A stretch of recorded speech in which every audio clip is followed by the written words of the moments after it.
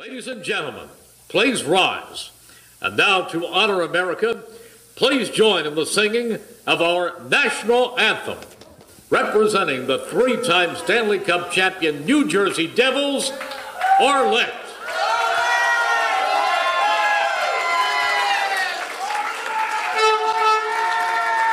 I feel like I'm at a game. Oh my gosh.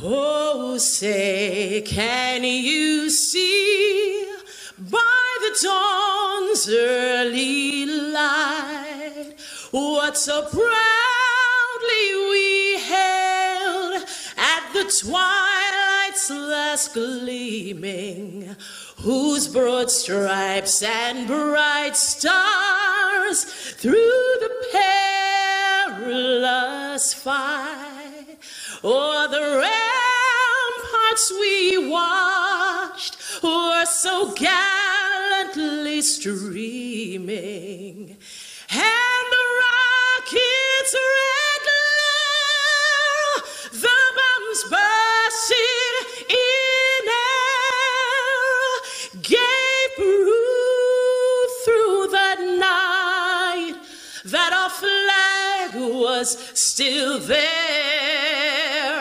Oh, say, does that star-spangled banner yet wave o'er the land of the free and the home of the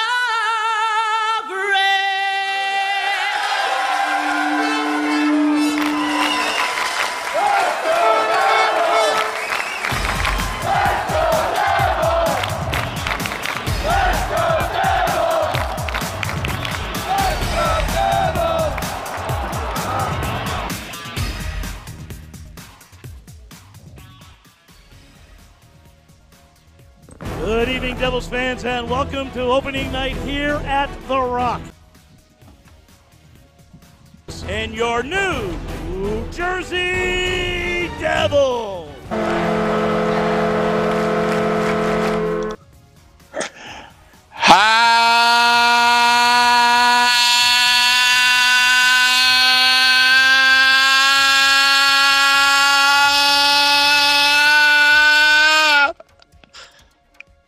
Happy Devils Sunday! Welcome to the Let's Go Devils podcast. This is season 2, episode 4. We're finally at episode 4 in this preseason. In the preseason of the New Jersey Devils. I am your host, Sam Wu, here with Beer Baron, Shorts Guy. Guys, we got a great guest tonight. We have a great guest tonight. A great podcast tonight. Oh, thank you. Somebody's saying something. I didn't know if your mics were on. I didn't know if I was screwed that one up. But, guys, we have, Devils fans out there, we have Kevin Clark, the New Jersey Devils PA announcer at The Rock, at the Prudential Center, here live on the Let's Go Devils podcast. That's a big fish. I mean, I don't know how he got Kevin Clark, but he decided he's a really nice guy. I actually talked to him. Let me cut the music. I talked to him, booking while I was booking him, and he's just a really cool guy. I think he's got a lot of great stories for the podcast. New Jersey Devils are in Switzerland right now. They play tomorrow at 1:30 p.m. Eastern on the MSG Network, NHL Network. To play the Switzerland team, the Team Swiss. What are they? Are they Bern. SC Bern? SC Bern? Okay. Yes. Are they going to give us a run for our money? I don't know. I know nothing about the Swiss League, so I have no idea how they're going to fare against the Devils. Beer Baron, do you know anything about the Swiss League? Uh-oh. I don't think his microphone's on. Is his microphone? Wait for it. Nope. Uh-oh. Nope. Uh-oh. Technical difficulties. Oh, did you forget to turn them on? Yeah, I forgot to turn them on. Come on. That was my fault. I thought it was going to be you. I thought it's like, I got you. Yeah, I'm like looking at everything. I'm like, what? I'm like, everything looks fine to me. What do I know about the Swiss league? Is they're a pretty comparable league. There's going to be some decent play out of them, so it'll be a good test for the Devils. It'll be interesting because there's a lot of guys that they've never seen before. So, who knows? Maybe we'll get some advanced scouting and maybe pluck a guy off that team. That would be great. Part of this, I'm sure, is just kind of like a parade Nico around Switzerland type of thing. That's probably why we're playing in Switzerland. It's got to be probably an obvious thing, but I'm pointing it out anyway. Nico is going home.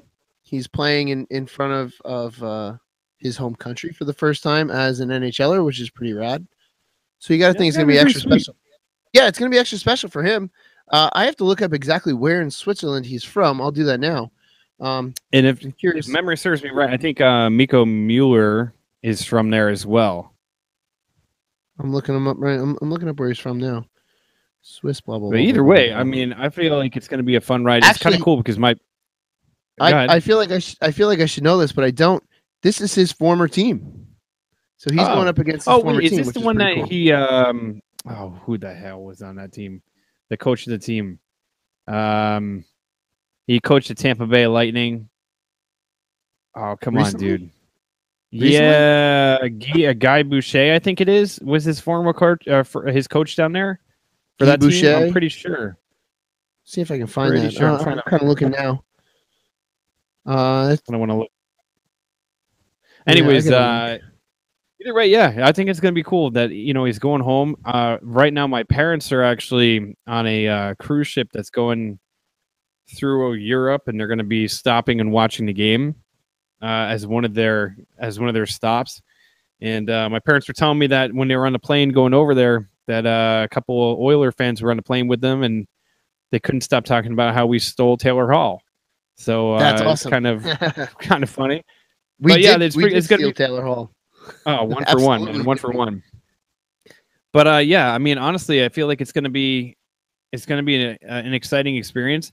I feel kind of bad because the amount of travel that they have had to do in the last, couple days, and then leading into this trip, they go from Jersey to Winnipeg, from Winnipeg overseas, and then they're going to fly 2 more times over there, and then they're going to fly back to Newark. So you got to feel like there's going to be an adjustment period. So if they get off to a sluggish start, a lot of people are going to be pointing fingers at this trip to be like, well, it was cool, but now they're starting out slow. Yeah, and whoever decided to schedule that Winnipeg game right before going to Switzerland, setting them back 2 hours, I would assume is Winnipeg, putting them back 2 hours, and then throwing them forward another 8 is just so stupid. Looking at the schedule now, though, after well, you know what? I'm curious if I'll get to that thought in a second. But after Edmonton on Saturday, they have off Sunday, Monday, Tuesday, Wednesday, and we play again Thursday against Washington, which is not an easy start. 2 days off, and then San Jose, day off Dallas, day off Colorado. So we hit the ground running after that Washington game. So they've got some time off. I'm curious if the staff and the what have you, the coaching staff, the medical staff, I'm wondering if they're keeping them on an East Coast schedule when they're out in Europe.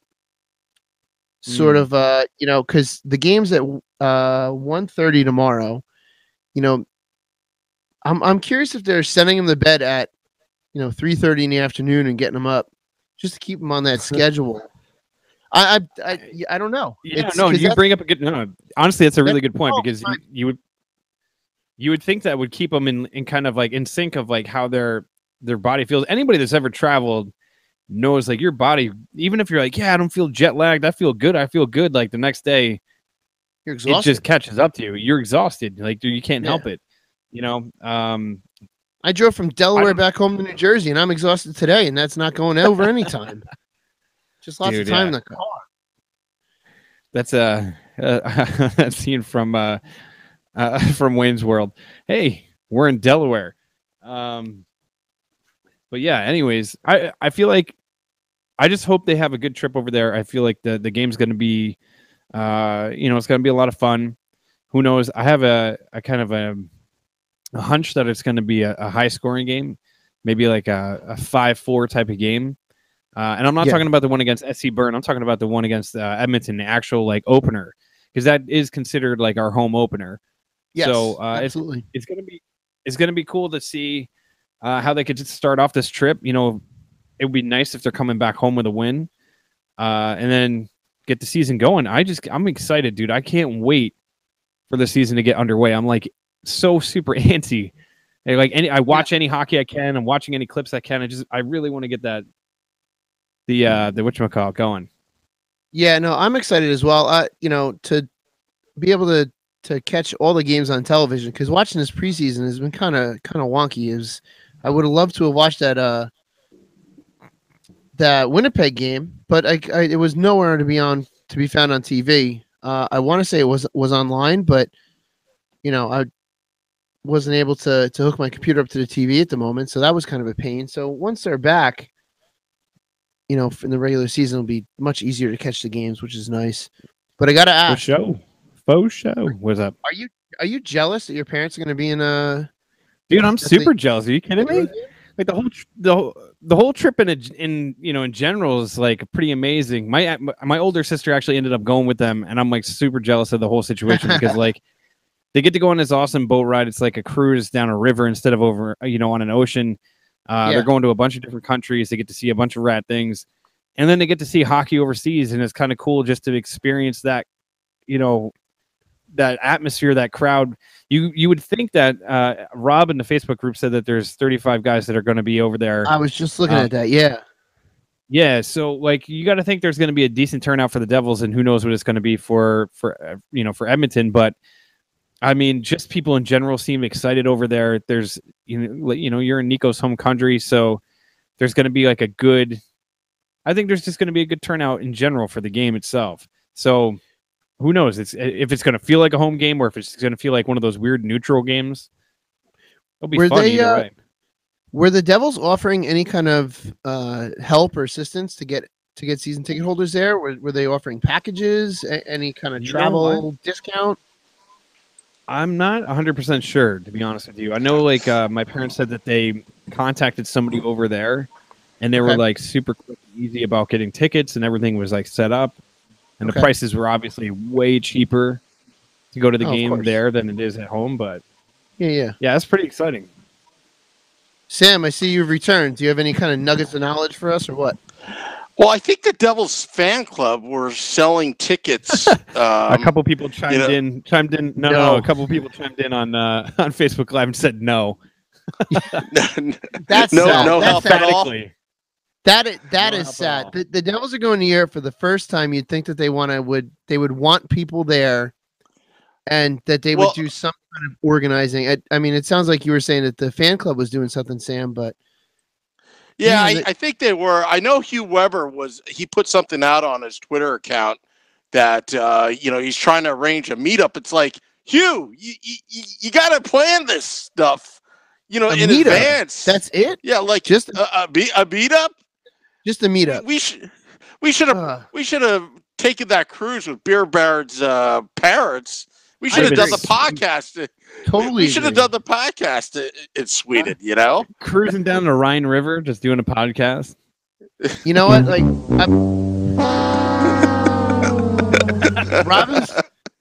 Robin, the group is saying as a season ticket holder that you had to do all the planning yourself, which, man, there should have been some organization on some level. That's disappointing to me. That's very disappointing to me that there was nothing. It could have made a lot of sense that they partnered up with an airline. Assuming that if they were still with Continental Airlines Arena, that they would have done it with Continental when it still existed. But I mean, like, to partner up with an airline, to like offer like, here, buy a ticket, you get your plane ticket and like a hotel and a package deal.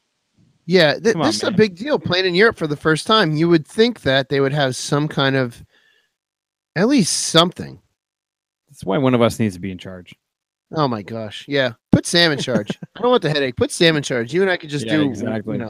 We'll We'll do this. I can't and even. Sam can be in I can't charge. even handle the Instagram. I have too much on my plate. I can't even handle the Instagram. I told Sam before. I was like, dude, we got to get somebody on the social media and just let them run that boat, and so we can we free ourselves up to do other things. Yeah, And realistically, I don't know. all I need to do is like post once in a while. But damn, it's hard, man. It's hard work. You know what though? I'm officially disappointed with the team for not doing something, not offering something. I mean, I'm not saying they have to give free tickets away or give things away for free or fly them there. They should. Yeah. Oh, Rob said, perfect, Rob. Thank you. Once we get the Let's Go Devils podcast jet, and he wants to see it on the plane. Yes, once we get Hell that yeah, Let's Go dude. Devils podcast jet, then we can jet set to Europe and not have to worry about anything. We'll have our own itinerary. Boy, would Yeah, that right. be Hey, that will be such a drunken flight. yeah. Hey, It would be Pete. ridiculous. Thanks for the shout out. How's Pete? What's going on, man? Hey, Pete, what's up, man? Yeah, dude. Yeah, Seriously, we gotta get that you jet know, so we can do these trips. But yeah, that's you know what? Okay, so regardless of my disappointment right now, it's going to be a lot of fun to see the Devils playing over in Europe. mhm. You know, it's going to be watching the Devils game it's going to be like watching European soccer because the game will be over by 4 and you'll have the rest of the day left. It's great. Yeah, it's like I mean, one of those one. It's obviously like watching a day game, but I love it. Get it out of the way, and then the rest of the day and night are yours. Yeah, exactly. Hi, Stacy. Yeah, it's like having a 1 o'clock game. Like whenever you have a 1 o'clock game, especially on like a Saturday or Sunday, you're like, hey, the game's over at 3-4 o'clock. Perfect. I have the rest of my day left. You know, hopefully you weren't hitting the bottle too hard when you're at the game and have to go home and take a nap. Yeah. But I mean, it's. I was just going gonna say, unless you get that dreaded drinking hangover. That's the worst hangover to get is while you're still awake. That's the worst hangover to have. Oh my god! You're like, I can't recoup. I can't recoup. Especially the older you get, it's getting worse and worse. Oh my gosh. I think Sam, you there? Yeah, I'm here. I got Kevin Clark on the line right now. So, Kevin, thank you for coming on to the Let's Go Devils podcast. Do you have your bags packed already? And did you get your passport for the big trip to Sweden? I am ready to go, but let me just say this. Can you guys get the Let's Go Devils podcast plane before Tuesday? And then I can fly over with you guys? Can we get that? I wish. Kevin, I wish. Kevin, I do. Believe me. The whole thing that's making me nervous about this trip is the getting to the plane and getting on the plane and flying across the Atlantic Ocean. Other than that, it's just it's a hockey game, so I can settle in on that. But it's the whole lead up. I'm not the best flyer in the world, and I've never traveled internationally, so this is it's uncharted waters. You just got to find a good couple movies and just, try to lose yourself. And, usually a good comedy will help you pass some time through, but find a good movie and just sit back and relax. The overnight thing. So I'm going to be bringing some melatonin and whatnot and try to sleep through it. But like I said, this is all new to me, but it's exciting. I've been looking forward to this for months. So I'm ready to go. I've been ready to go. Very cool. That's awesome. So Kevin, okay. Kevin, this is Shorts Guy. So you can officially say you're an international PA announcer. Yeah. Is that correct? Does that pay more? Anybody know? No. It's just the whole thing. It's been led up to for so many months now that I've been picturing it and thinking about what I'm going to do and this and that. And, it's just at the point now where, okay, let's get this going here. And the other thing is I'm really ready for the start of the season. Never mind the whole traveling to Sweden thing, but after last season and how exciting that was, and, I'm just ready to get going again. And we jump into it as soon as we get back. We're busy in October. So, I'm excited.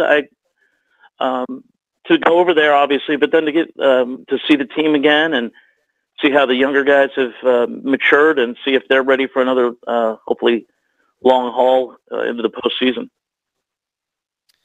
That's awesome. Now, Kevin, when you're getting ready for the season, what is like the preparation that you do personally to get ready? I can assume that if there's names of players that are in the league that might be a little bit harder to pronounce, that you might have to, go over those a few times. I know Matty Laughlin was saying the same thing, that sometimes you just have to practice those names and over again. So what are some of the things that you do to prepare yourself for the season? I sleep a lot. No, it's hard for me to prep going into the season because rosters are so fluid. You try to I'll watch the draft. I definitely watch the draft and listen to the names and hope that the Devils will draft somebody named Ty Smith because that's easier on me. But no, not really a lot I can do leading up. I'll pay attention. While the teams are playing exhibition games and whatnot. But we have a neat thing within the 31 PA announcers. We have a closed, I don't know if I should say this. Maybe I'm giving away trade secrets, but I'm too late now. We have a closed website where each team's PA announcer will record their roster, each player's name. And so say, tomorrow night, the Devils are playing Arizona. I can go onto the website and click on the Arizona logo and get their roster and listen to their PA guy say their names.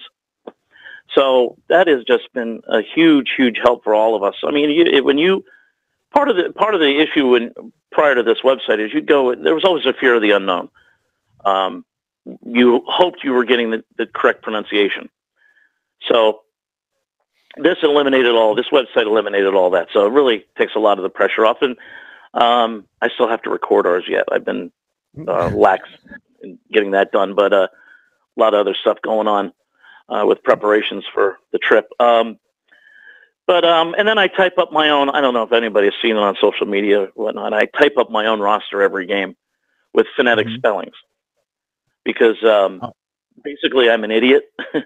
So I have to idiot-proof these rosters as much as I can, and just really, I almost have to write them out in crayon. That's how goofy I can be. But no, it's like anything else. It's like with any other job. You get into a routine, and whatever works for you, you make work. And what I try to do with my preparation for a regular game night is I want to have everything as prepared and ready as possible, so I can actually kind of enjoy the game a little bit. I mean, not that I can watch a lot, but the more I'm prepared, the easier it is, and the easier it is, the more enjoyable the evening is going to be for me.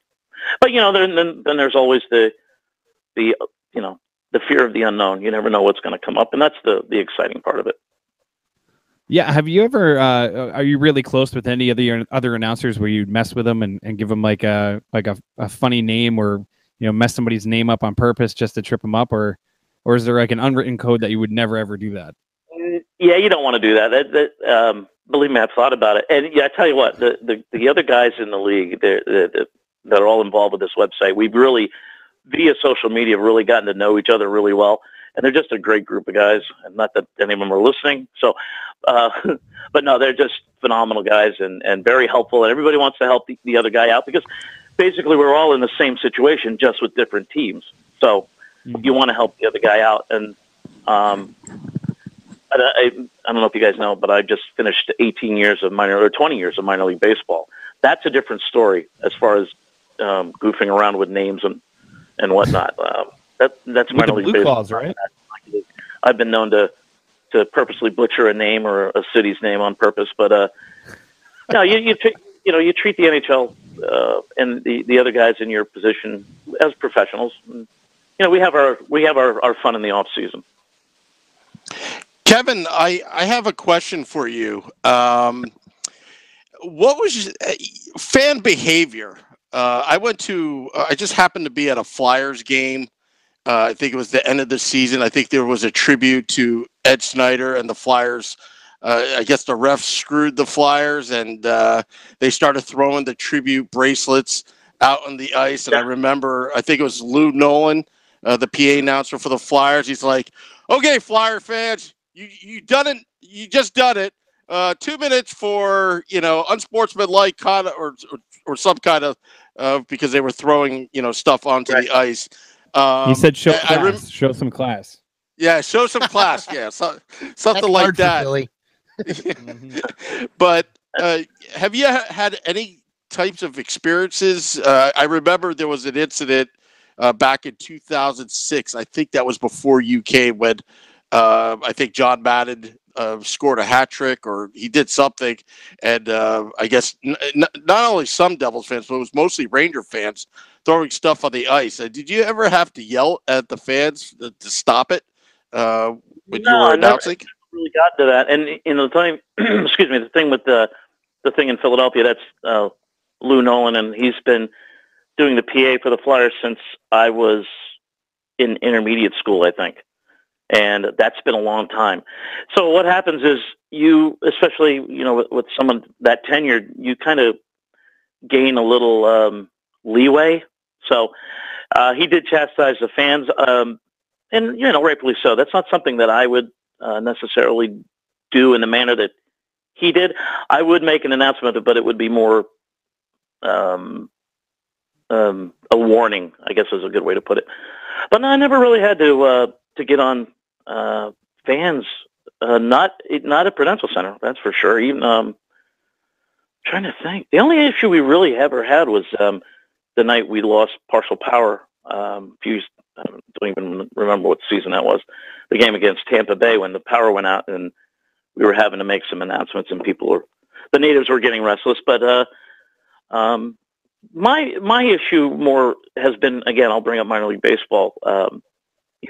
Things go a lot more haywire in minor league baseball than they do in the National Hockey League. So I've had to make some odd announcements dealing with weather or fog or whatnot. But no, and I really have a lot of respect for our fans, and I'm not saying that because I'm talking to fans or Devils fans are listening.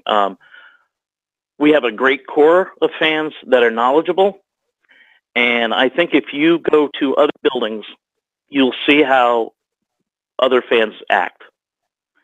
And our fans know what they should do when they should do it, and are respectful to the game, and they're respectful to the players.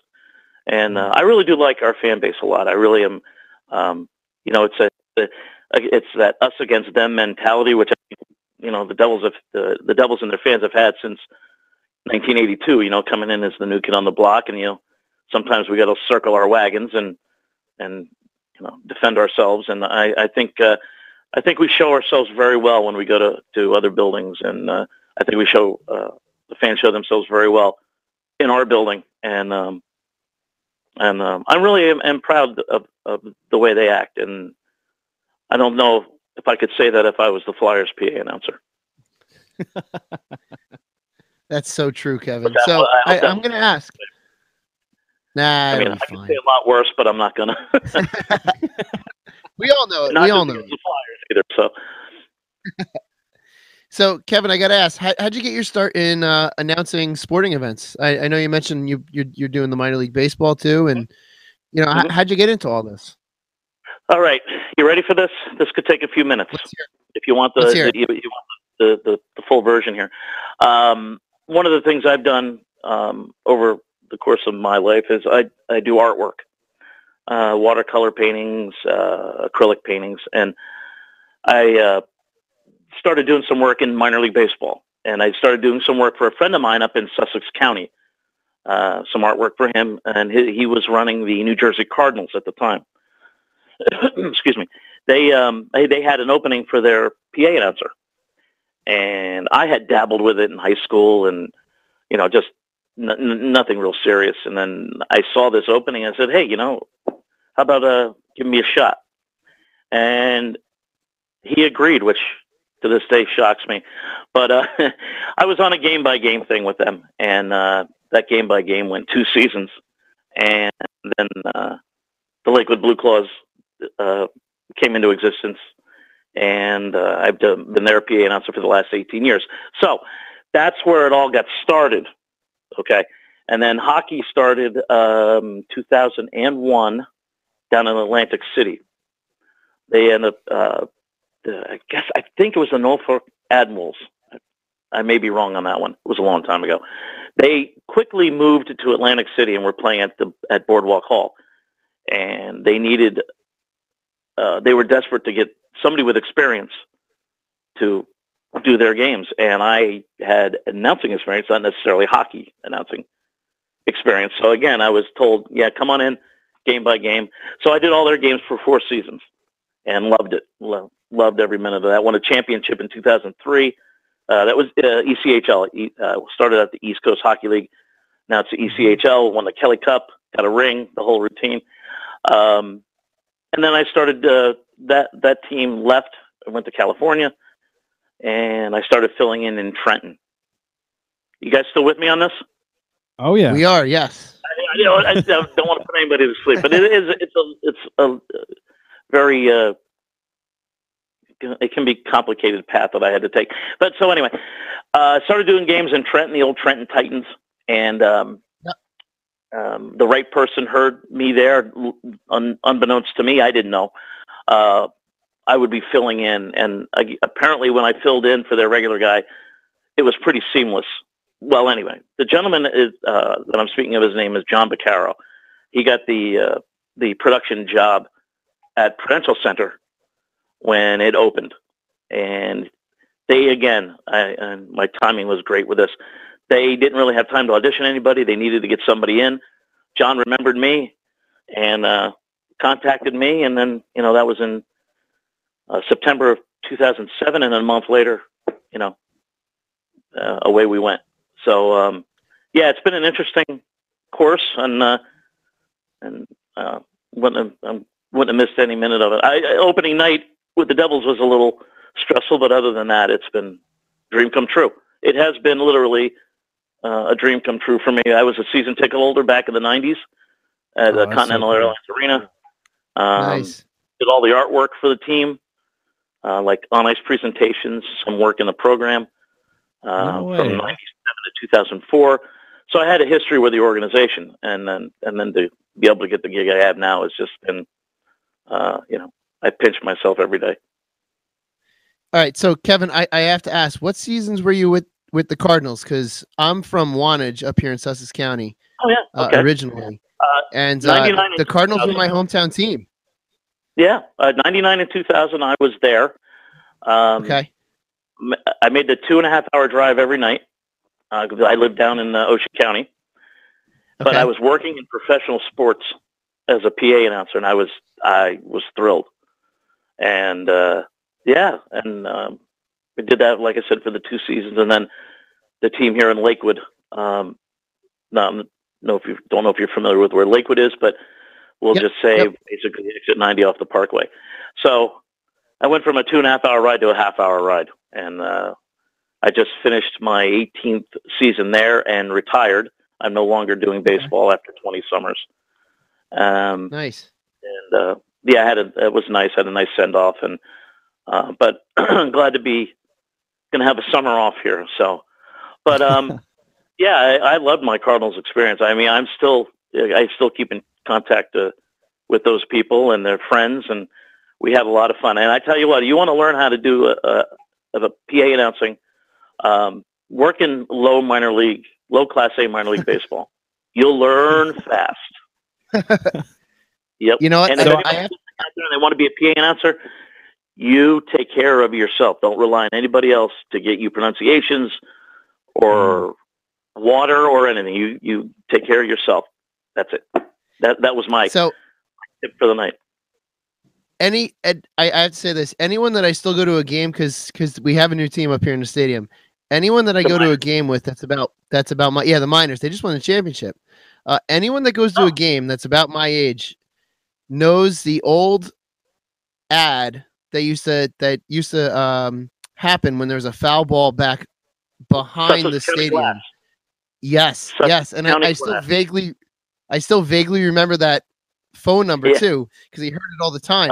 But anyone I go to and there's a foul ball, they do it occasionally, but it used to be every foul ball, and that's still like a classic That's still a classic ad from up here. That's awesome. Oh, it's so funny you brought that up. Yeah, every time, and they do the sound effect of the glass breaking, and then I'd launch into Sussex County Glass, and I don't remember the number, which is really bizarre. But yeah, oh my God, every time. But that's what they were paying for. Yeah, if they're paying for it, good for them. One of the Devils games, I have my old New Jersey Cardinals hat that I still wear. I'll swing down by you, and I'll wear it when I just come down and show you because I love that hat. That's it's great. Fantastic. That's great. Yeah, I loved that ballpark, and I haven't been back. I think I went back a couple seasons after I left, so we're talking 16, 17 years ago. And I loved the ballpark, though. Didn't really like the drive all that much, but summertime driving up from the Jersey Shore and back, could get a little dicey. So I have a quick question. Just and I know we're kind of going into a little bit of the baseball, but being a baseball PA announcer, you had to have looked up to Bob Shepard, or I can imagine you did, because growing up as a Yankees fan, that was the voice of God, pretty much. Mm-hmm. He the only thing that with Bob Shepard is he was very the voice of God, very regal, very straight-laced, whereas that's not the way the sports went, and I'm definitely not. Well, I mean, you guys know I've been known to belt out a phrase or two. So that that necessarily wouldn't be something that he would have done. But you all, we all looked up to him. And what the funny thing is, I've been grooming for this job since I was a kid, because I would go to games, baseball, you name it, whatever sporting event I went to, and I listened to the PA announcer. Mm-hmm. So when it came time to be a PA announcer, I kind of had an idea of how I wanted to do it. So I had no idea, but I was actually grooming myself to be a PA announcer. And I got a great story for that real quick. When we played the Stadium Series game at Yankee Stadium back in 2014, January 2014, it was a doubles home game, believe it or not. And I got to do PA at Yankee Stadium, which was pretty cool. However, I don't know if I should say this. I do not like the Yankees at all. So that's okay. I agree with you on that completely. Oh, if they go 1-1 in 161, I'm not happy. Anyway, but here I am at Yankee Stadium, and it was nice, and I loved every second of it. It was pretty cool to be able to announce in front of 52,000 people. But it was just I was in the clubhouse, and I was all over the place, and I'm like, man, if somebody was a Yankees fan, they'd really, they should be here instead of me. But one of the things that happened was I actually got to announce from the booth that Bob Shepard had briefly used at the new stadium. And one of the great perks of this job that I miss is I get to sit down with Doc and Chico every night before the games and listen to them talk and tell stories and whatnot. So we get to the stadium, and I see Doc Emmerich in the hallway, and he says, hey, we start talking, and he goes, Kevin, you got to show me where Bob Shepard sits. So I got to take him down the hallway and bring him into the booth, and I'm still one of the coolest things. I'm like, I got to show Doc Emmerich where Bob Shepard sits. So yeah, that's pretty just wild. one of my little things. That is awesome. So I went off on a tangent on you there, but no, that's cool. No, it was I miss Doc and Chico. They were a lot of fun. I was a kid in a candy store, sitting there listening to them talk about the old, Broad Street Bullies and the old Islanders and whatnot. And great source of information. If I had a question about a name pronunciation, I could ask Doc. And if anybody said, gave me a hard time for how I was saying a name, I would say, I got it from Doc. End of story. That was it. End all be all for name pronunciation. So that stopped any kind of conversation on that. All right, Kevin, I got two questions for you. One's really quick, because we asked Pete last week, the organist, the same question. Were you as cold as us at that outdoor game? That's the first question. And the second question is, do you get hyped up? Do you get more hyped up for the postseason like we do as well? That's that second question is from one of our listeners. Okay. I was not cold. I was indoors in the booth. Lucky. Just me and the game director, John Kofer, and we had what we wanted to drink, and we had. No, it was fine. I enjoyed it. I didn't enjoy the outcome, but None of us did. it was. Yeah, we were fine. We were very warm. Strange weather day though, if you remember that. I mean, it started out they had to delay the game because of the sun. Mm-hmm. And then at one point, it was snowing. So it was just a really odd, it's January on the East Coast. So I guess should have been that surprising. But yeah, that was a great experience. I wish they had won, obviously. But, I see a Yankee game occasionally on TV and go, hey, you know what? 52,000 people. And now the second part, do I get amped up for the playoffs like the fans? Absolutely. Well, I think if you go to a regular season game, you can tell I'm pretty amped anyway. I don't think my announcing changes, but inside I get keyed up. And one thing, I want the fans to know is that, and the hardest part for me is separating the fandom from the announcer, the professionalism to be an announcer. I'm a Devils fan. I told you, I was a season ticket holder. I was in the parking lot in 1995 when they won the first Stanley Cup. They had the parade. I was there. I bled red and green, and I love the team. So I have to make sure that I separate those two items during a game. Externally, internally, I'm as amped as anybody else. I'm as fired up. But I have to squelch it, and that can be pretty, hard sometimes. And like when Henry scores in overtime, there's no squelching that. I've never jumped that high out of a seat. The playoffs are. Especially when you haven't been there for a while, the playoffs were. This past season was just phenomenal, and then the playoff game, and that first game we had at Prudential Center. Oh man, the fans were just unbelievable, That was wild. Unbelievable. When they came out, when I first, excuse me, when I introduced them for the start of the game, not for warm-ups, but when I introduced them for the start of the game, and they came out, I got chills because of the fans. The reaction. I'm like, this is what we've missed all these past few seasons. This is what this is all about. Yeah, the regular season's great. I love it. Love every second of it. But man, this is the cherry on top right here. And I can still think about it and I get geeked up about it now. So that's why I want to make the playoffs again this year. Heck yeah. They are a lot of fun. You guys know. Everybody, Devils fans know. The playoffs are another step above the regular season, and the possibilities are there. The thought of winning, what is it, for 16 games, right? Yep. You win 16 games, and you're hoisting silver. So, I'm going to give you an incident that happened with me. My first playoff game was Devils Rangers. 2008. Now, I told you how much of a fan I was. That'll also tell you how much I dislike the Rangers. Okay. So my first playoff game, it's the playoffs. I'm the PA announcer for the Devils in the Stanley Cup playoffs, which is unbelievable. And they're playing the Rangers, and I'm like, this is incredible. So I told you I have to separate my announcing from my fandom. I let myself one time be a fan. That night, the first night, Arlette was doing the national anthem, and I said, just take a step out, excuse me, and soak this all in.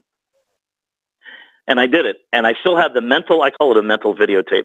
I can still roll that mental moment in my head and remember that. And that was one of those, I don't want to say if it was selfish, but it was one of those moments where I took for me to enjoy the path that I had taken and where I had gotten and just to enjoy it. And that was incredible.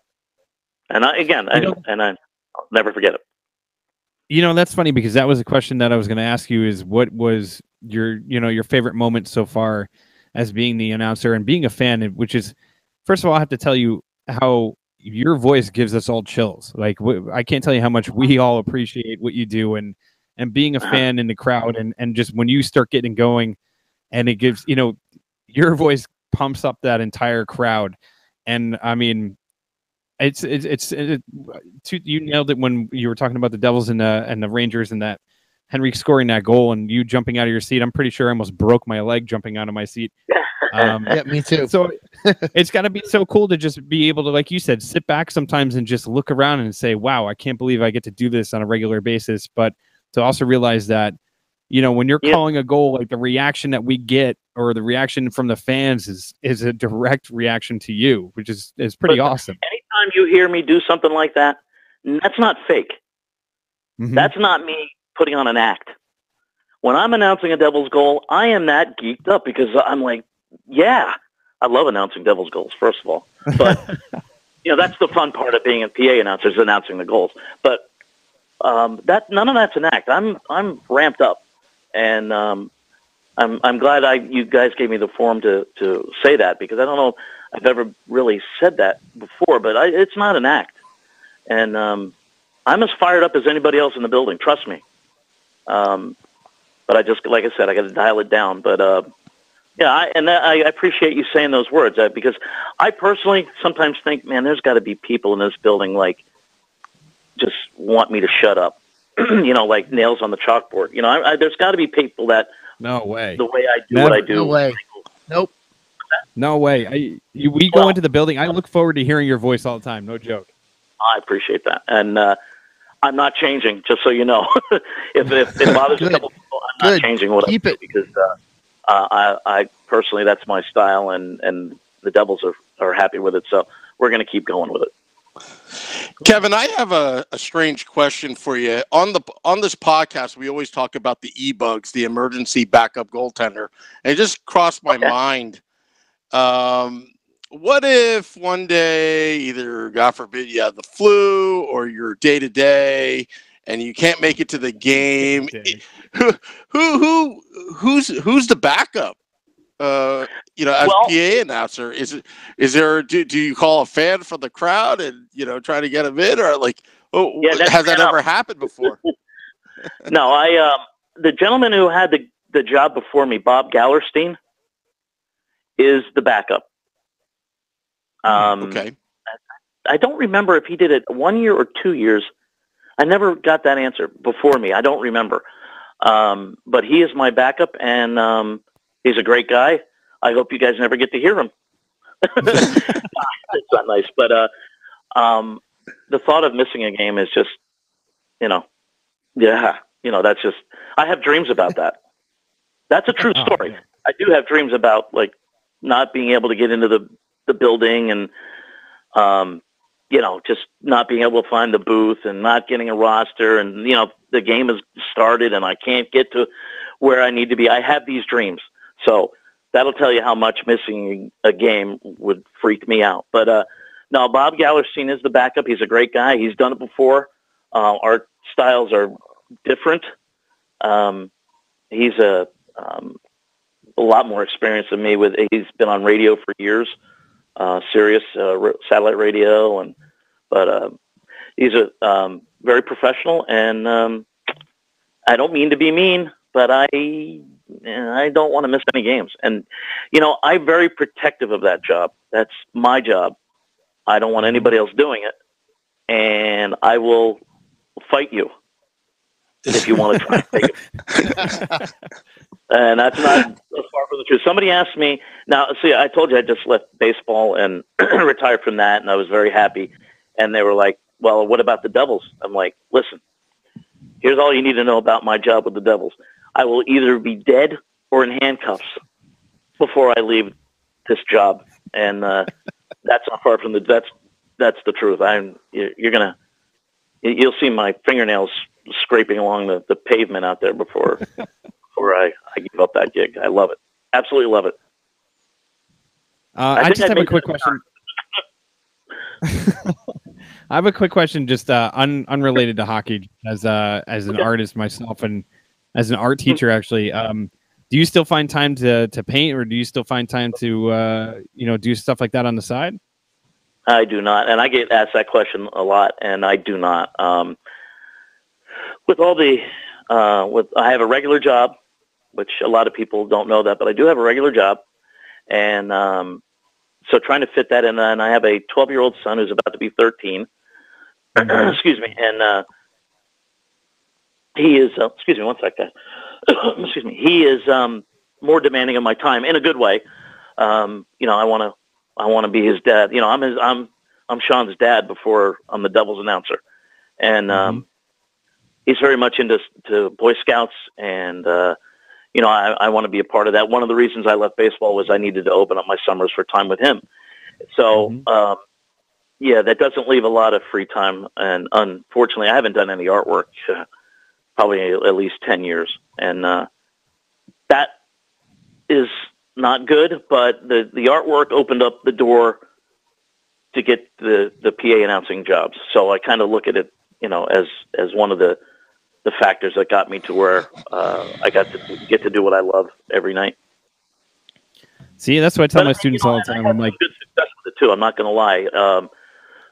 Got to meet some great people. Got to go to some really good events, and as a sports geek, it was pretty cool. Some of the people I got to meet and get to know and do work for on a private side. So I miss it, but yeah, nowhere near the time to be able to do it anymore.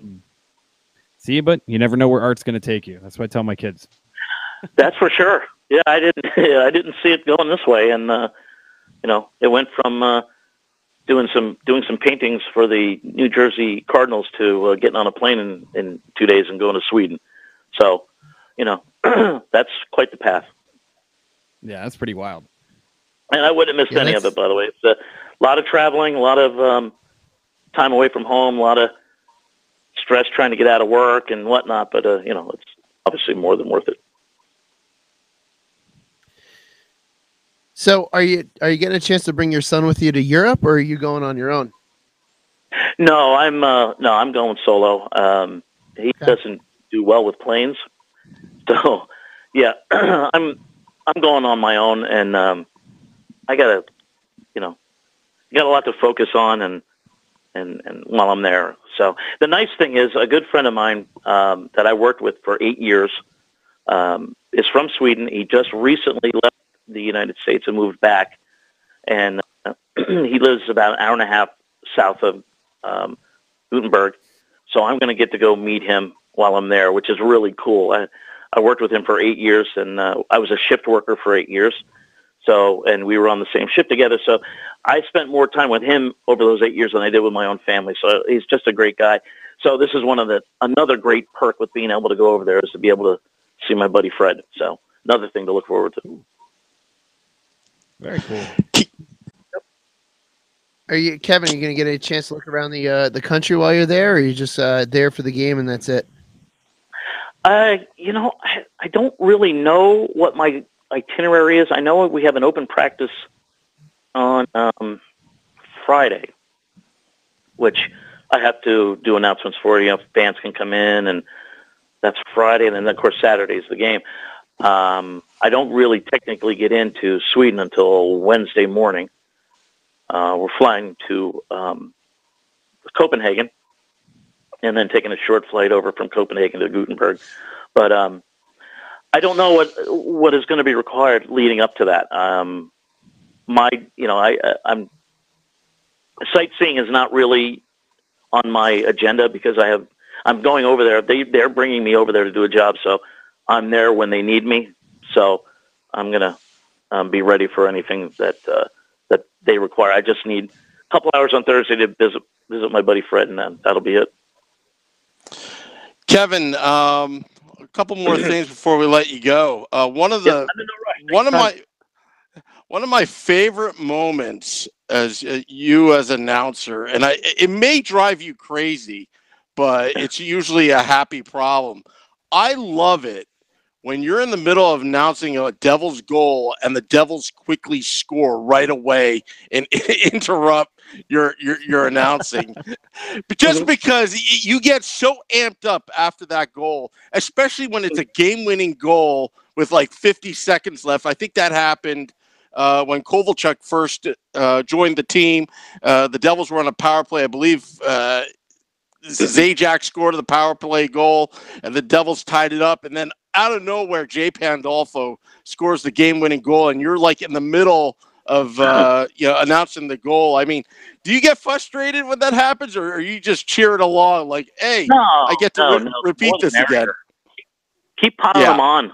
I love it. Yeah, I can keep track of that stuff. And no, keep going, keep scoring. As long as it's not the other team, I don't know. There's nothing worse when you're in the middle of a Devils goal and announcement and the other team scores. It makes me sick to my stomach. No, not really, but that's frustrating. But no. And I like, personally, I like when there's a lot going on, like at the minute mark of a period. Mm-hmm. There'll be a penalty or a goal, and then I got to do the minute announcement, and then there's something else, and just trying to keep that all in order and all. I love that. That's fun stuff. When it gets hectic like that, lots of penalties. That's fun. That's when it, you can really shine and look like you know what you're doing, which you can fake that as well as the next guy. But no. Anytime the Devils score, I'm ready. Let's go double digits here, folks. Let's go for the baker's dozen, man. Let's go. I'm ready. The other thing too, Kevin, that I do like as well, and I've noticed this with a lot of announcers, hockey announcers, that when you announce the goal, it's always enthusiastic. But if the other team scores, I love hearing the opposing team scores. I was going to say the same thing. The serious tone, it's like this. It's like Pittsburgh goal scored by number 87, Sidney Crosby. He was assisted by his whining and being belligerent with the ref. Something like something so serious. It's so serious. It's the best. I love it when you get serious. When you talk about it's like, this goal doesn't really matter. It's just a matter of formality for me to announce it. I mean, do you ever notice that when you do that? Like, I think it's fantastic. Well, first of all, let me say this: when I'm doing that, I'm not happy. Yeah. So that emotion's real. Factor that into what you're hearing. Now, I don't know. I kind of equate what I do to the. You listen to a car commercial on the radio, and you hear that disclaimer thing at the end. Where the guy just kind of racing through it, and you can't really understand what he's saying. That's what I equate a visiting goal to. Let's just get it over with, get through it, and which isn't the right attitude to have. I really shouldn't do it that way. I really should announce it professionally, but no, I can't. No, but I don't. You know what? I don't care. You're doing it right. I don't care when you're doing it right. You're absolutely doing it right. Against. You're doing it when right. The other team scores, are you happy? No, I'm not. Never. Never. Now this is what's going on in Sweden. Now I talked to them about this a couple days ago. They want it more neutral in like game announcements over there, which is also what they told me. I hope I don't get in trouble for this, but they told me that at the Yankees game too. You need to make it more neutral. It's like a neutral. Yeah, baloney. I'm gonna get myself in trouble. Yeah, you go. Exactly. No. I mean, what are they going to say? Like, we're mad at you for being enthusiastic about our team. Like, they can't get mad at you for that. No. Well, and anybody who's listening, you're at a game, you guys, just know that when the Devils score and I'm doing the announcement, I'm really jacked up. And then when the other team scores, I'm not happy. I'm just like everybody else, every other Devils fan. I'm just, let's get going and, let's get one back, So, either way. What was your... Oh, sorry, Sam. No, I'm just gonna. I just want to say, either way, you're professional. I mean, you can't be neutral for the home team. It doesn't work like that. Although when it's a neutral, site, that may be different. For a Devils goal, I don't know how to do that. Yeah, I mean, it's fun. The Devils, and you want me all of a sudden to take my foot off the gas for a Devils goal? I don't know how I can do that. I'll have to try. I hope they score like funny, 8 times, and I can work on that. How about that? Yeah, exactly. Try to work on being neutral and just keeping your cool. There you go. Yep. Now, I have a quick question. What was, as we're kind of like going through all these moments, and I know we talked about different moments that you've had announcing for the Devils, and that moment where you took a step back. What do you think is your all-time favorite moment, besides that one of taking a step back? What is your all-time favorite moment or your favorite announcement that you've ever made? Oh, that's easy. The Henry goal. Eastern Conference Finals. Excuse me, Eastern Conference Finals in 2012. Every time I watch that video, I get chills. That is a true story. And the neat thing about that is I can take myself back. I have a great sense of recall, and I don't like a lot about myself, but I do like that. But I can really feel that moment when it happens still to this day. And one of the things that I'll never forget is when he scored, this sound. Now, you guys know I sit between the penalty boxes. Do we know that? I sit ice side at the red line between the penalty boxes. So the sound of the fans, it rolled into the booth like a wave. I know it maybe sound a little corny, but that's all I can equate it to. But it wasn't just fans cheering. It was like this guttural release from deep down. And it was just like, it rocked where I was sitting. It was like, my God, I'll never forget it. It was like, I don't want to say a tsunami, but just that it had that much power when he scored. The fans let loose like this release, like a relief. It was just unbelievable. And, you can tell right now I'm reliving it and I can feel it. And that was cool. And it still is cool. And then everything after that, the process of the trophy being handed out. And then I got to, I watched the replay of the game, and this is going to sound geeky, but I'm going to say it anyway. Doc Emmerich said my name a couple times on the air, and that was cool. I'm not going to lie. So that was easily the best one I've had as an announcer. And then the 2 announcements I made during that time was stand by for the presentation of the Prince of Wales or whatever, that announcement, and then introducing a certain player who was the captain at the time, whose name I won't say, to get the trophy. Right after, I will not say his name. Still better. 6 years later, still better. Spoken like a true fan. Spoken like a true fan.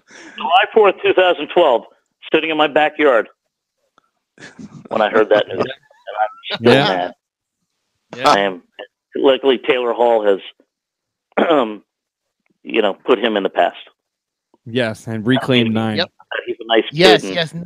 He was great when he played for us. I loved him to death. I loved him as a player. He came over the boards, and he just had so much energy. I loved him. He was the Devils. He really was. And then, he ripped our hearts out. But now that we got our new number 9, and my God, is he phenomenal.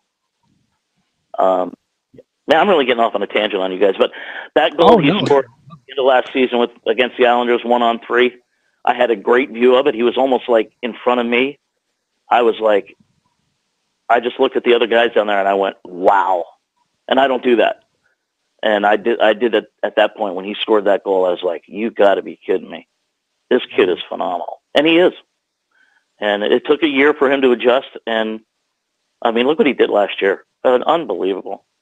Incredible. Just, and I can't wait to, it's going to be great to see, how he can you top this? We'll see what he can do. Mm-hmm.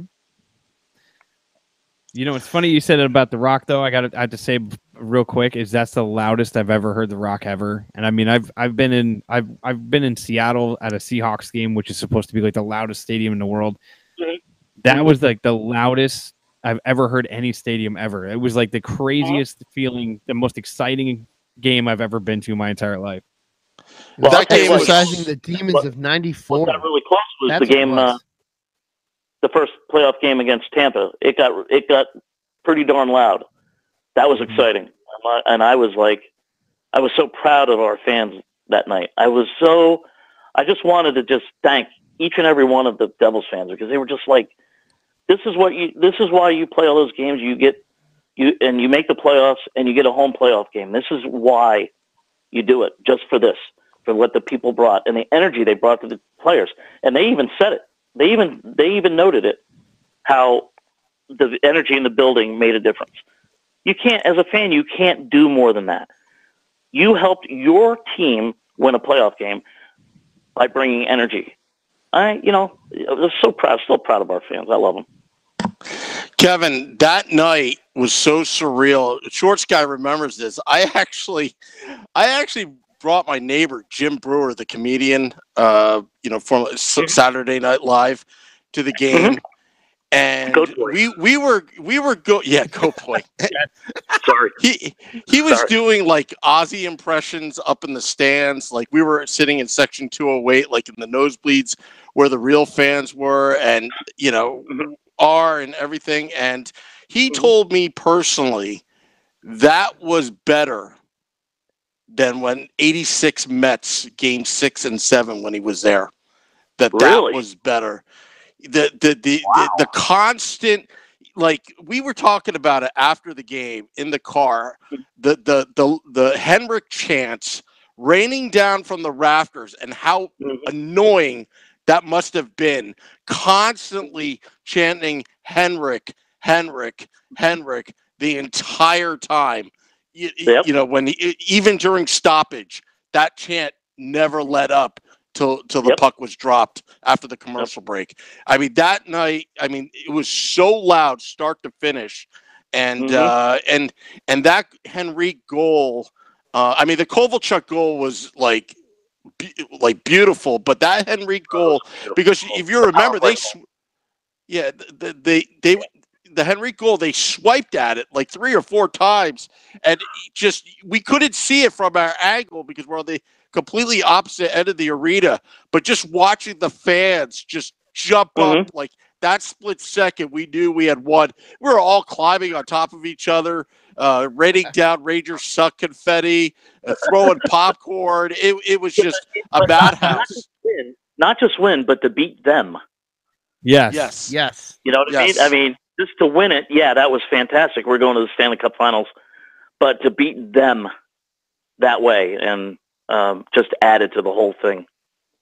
The funny thing is, I can bring my, as many times as I've watched the video of it, I can still bring it. Again, it's my sense of recall. I can see my view. I'm sure you guys can too. You remember your view of the goal, and I can still remember mine. I can remember, the Rangers almost kind of had a good chance. It's right at the start of second overtime. They had a good chance, and then Andy Green made a nice play at the red line to get the puck in deep. And the Devils swiped at it, as you said, and for like a nanosecond, it was like, oh, they blew the chance. And then all of a sudden, boom, Henrik scored. And it was, again, what a moment. And then, to be able to say we were going to the Stanley Cup Finals, and for me, as selfishly, to be able to say that I was going to be able to announce in the Stanley Cup Finals, which is, a dream come true. And that, it was coming to fruition, was, just, gravy, you name it, on top. It was phenomenal. We need to do it again.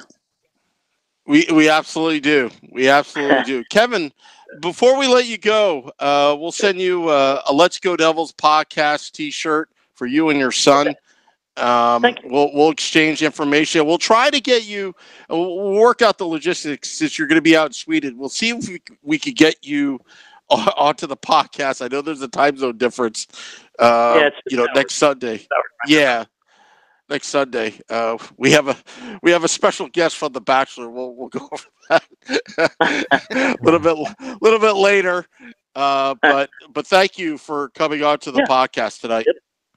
No, my pleasure. Yeah, listen, nobody likes talking Devils hockey more than me. I think you can tell after as long as as long as you guys put up with me tonight. But yeah, no, my pleasure. It was great. And, like I said, anytime anybody wants to talk Devils hockey, I'm the guy. I'll talk all night about it.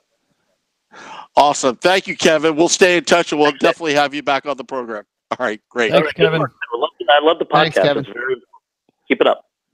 Okay, great. Thank you, Kevin. That is Kevin Clark of the New Jersey Devils, the Devils PA announcer. Wow, finally back on the screen. It's like the ghost of Sam Wu was actually interviewing.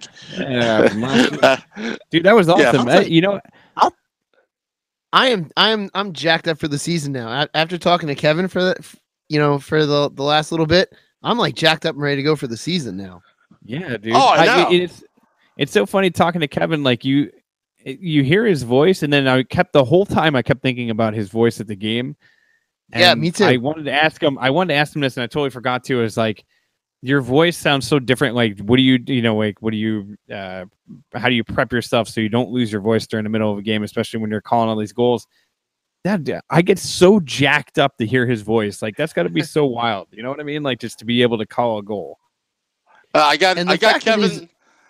Sorry, I got Kevin Clark's voice right now. Let me just play it. Good evening, Devils fans, and welcome to opening night here at The Rock.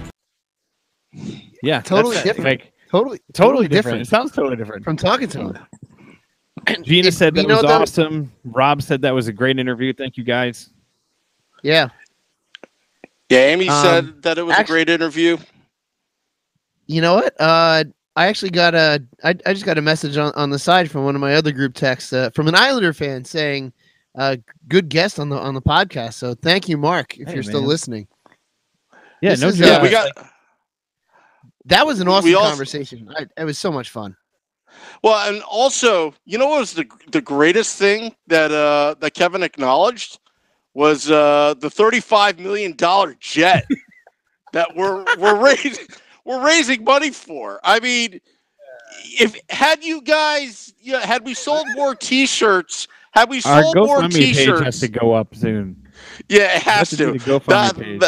That $35 million. I mean, Kevin Clark needs to go to Sweden in style.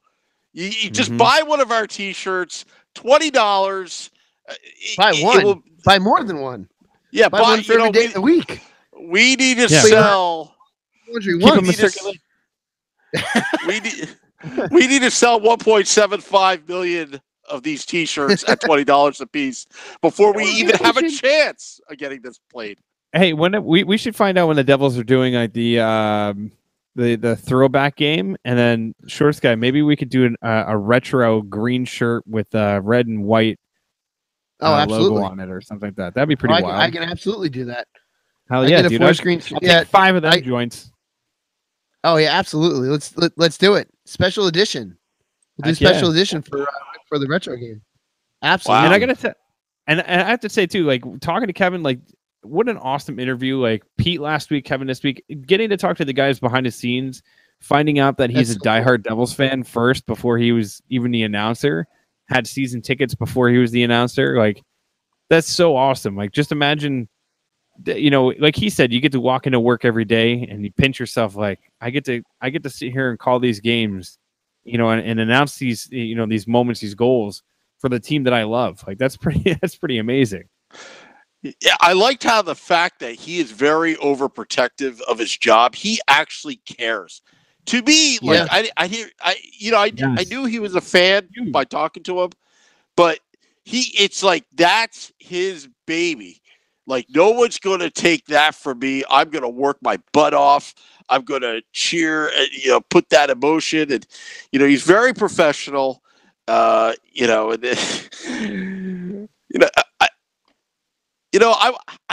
secretly want to be Kevin's backup. I have those dreams.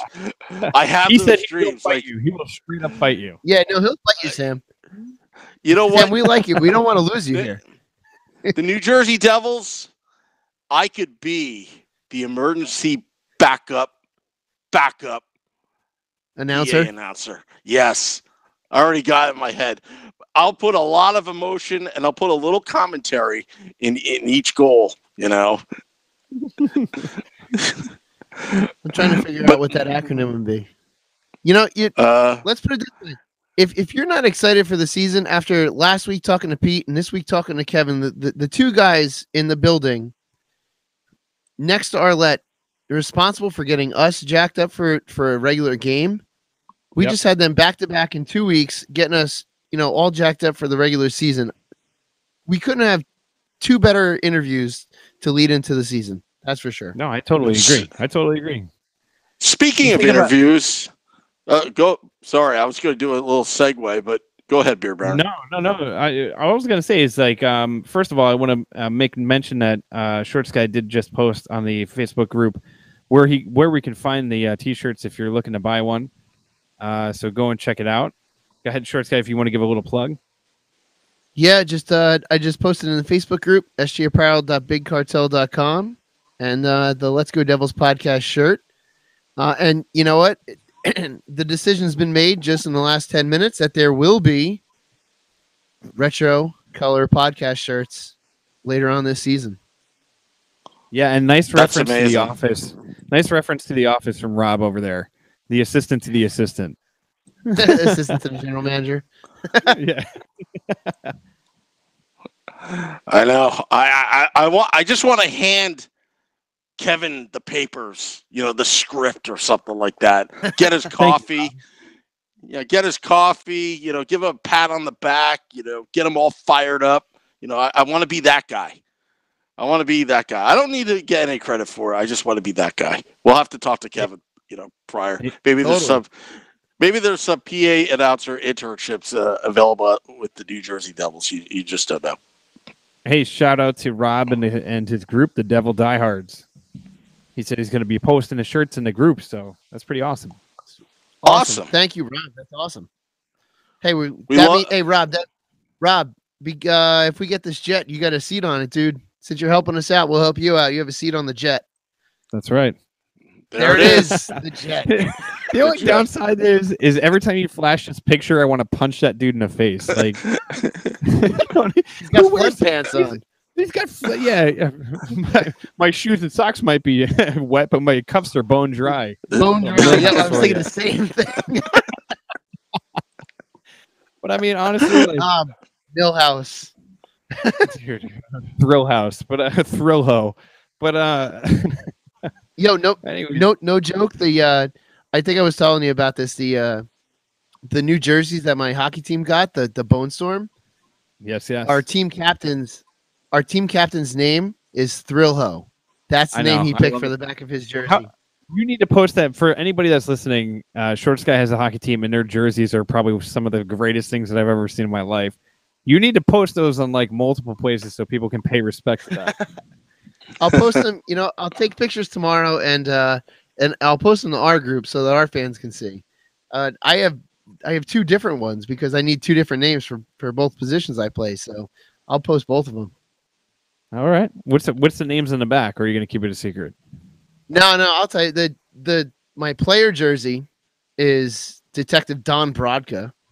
Nice. Which was that was the store detective in the show, and then I was going to get the same thing for my goalie jersey. However, just before I placed the order for the jerseys, I realized that I had a ready-made name because the store that Bart stole the game from was called Try and Save. Yep. That's my goalie jersey. There is no better, amazing. And I'm looking at him like, there's no better name for the back of my jersey. And it's Try-N-Save. It's the best. That was amazing. Oh my God. Wow. What a podcast. What a podcast. Yeah, that was awesome. Dude. Awesome to talk to Kevin. Talk a little Simpsons. It's a win-win. Also, next week's podcast, I'm actually... I was going to say the next time we talk, Sam, before you start segueing, is the season will start. That's right. Yeah. But my God, I just want the season to get going. I just want to get the season started. I want to get off to a good start. Get into some serious hockey talk. Not that we haven't been talking serious hockey talk, but we got a pretty interesting guest for next week. Yeah, already confirmed. Awesome. Already confirmed. Her name is Lacey Mark. She's from Bachelor 21. I think she does other e-news outlet, right? I think I read that correctly. She's a diehard Devils fan, and one of the coolest things about it was when she was on the show, the Devils did this whole promotion like, hey, check out the show. See, I knew about it because I have a good deal with my wife where I'll watch these shows so I can watch hockey. So she'll sit through a hockey game. I'm still trying to convert her to a full-time hockey fan, but it's a slow and steady process. What's the topic for next week? Devils singles, Devils dating. Hey, you know, maybe we'll talk about. No, you know what it is. She knows her stuff, so we'll be able to talk about the game and things like that. So it'll be nice. It'll get like a different perspective on the game and on the Devils for sure. Yeah. Hey, shorts guy, we may have to set you up. Next week. I'm just kidding around. Yeah, Lacey Mark next week on the Let's Go Devils podcast. Big Devils fan on the Bachelor 21. I'll have to catch up. I have to watch my first episode. I've never watched the show. I know. Yeah, we may need your wife on the podcast to help us out. If you're prepared. More importantly, I'll get my sister-in-law. She's an aficionado. Okay.